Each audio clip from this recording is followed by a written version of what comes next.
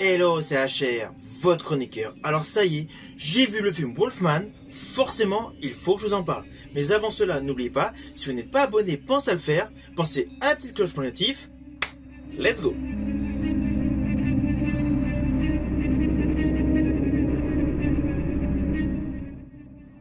Alors je vous le dis tout de suite, au départ, j'étais hyper hypé par ce film Wolfman.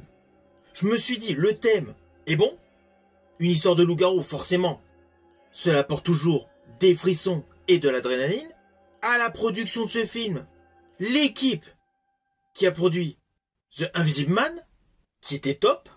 Et en plus, nous sommes en 2025, donc forcément, des effets spéciaux de qualité. Eh bien, je vous le dis tout net. Ce film est une déception.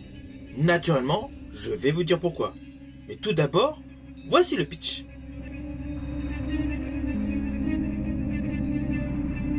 Dès la scène d'ouverture, nous découvrons un gamin qui est élevé à la rude, dans une maison en pleine forêt. Il se passe un événement assez particulier.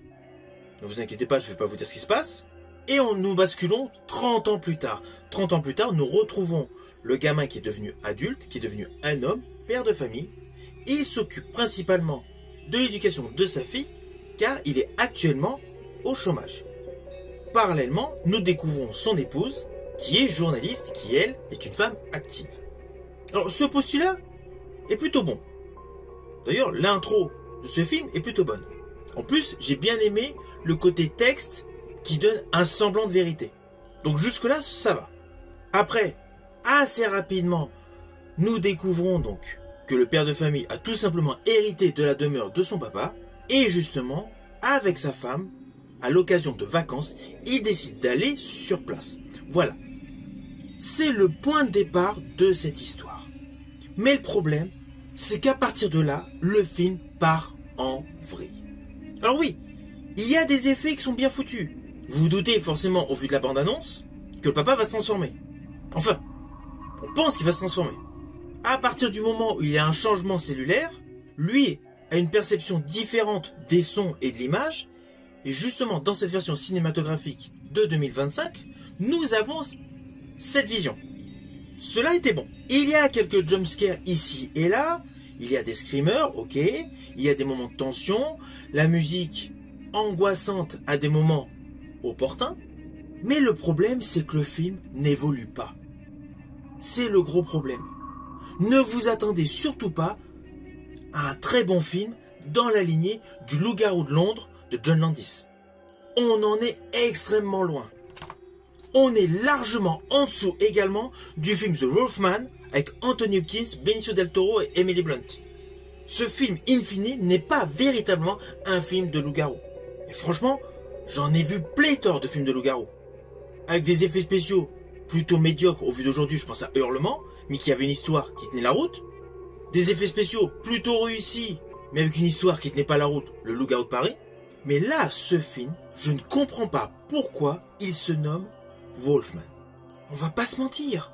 Quand vous allez voir ce film, vous êtes obligé de faire une analogie avec le film culte de David Cronenberg, La Mouche. On est vraiment dans un film dans le même style. Ce n'est pas un film de loup-garou. Alors oui, il y a la notion de loup-garou. Mais on en est loin. On en est véritablement loin. Alors oui, il y a le quota de scène gore. Il y a un moment, le père de famille se met à manger un truc totalement bizarre, avec des détails assez glauques. Mais en dehors de cela, c'est un film qui se rapproche davantage du film culte de David Cronenberg. Ceci dit, sans le talent de la mise en scène de David Cronenberg. Alors néanmoins, les acteurs se donnent à fond. Ils croient en leur personnage.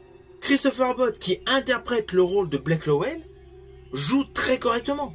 D'ailleurs, dernièrement, il était dans le film Craven. À ses côtés, selon moi, un des très bons rôles de ce film, celui de Julia Garner, qui interprète Charlotte Lowell, sa prestation est bonne.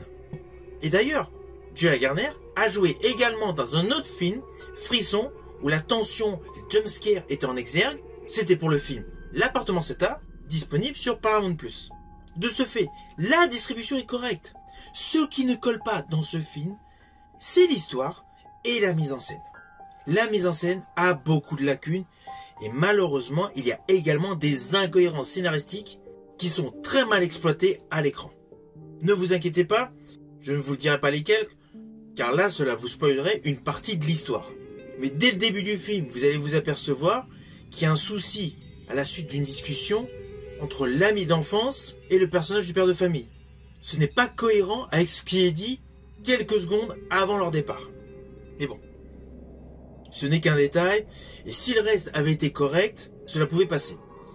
Mais in fine, ce film est une déception. Il y a des moments de peur, il y a des frissons, certes, il y a une montée d'adrénaline, mais n'allez pas voir ce film en pensant voir un film de loup-garou.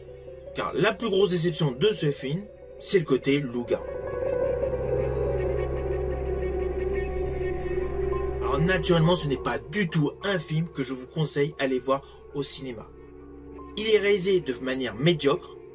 Certains effets visuels sont bons, mais il y en a trop qui sont ratés.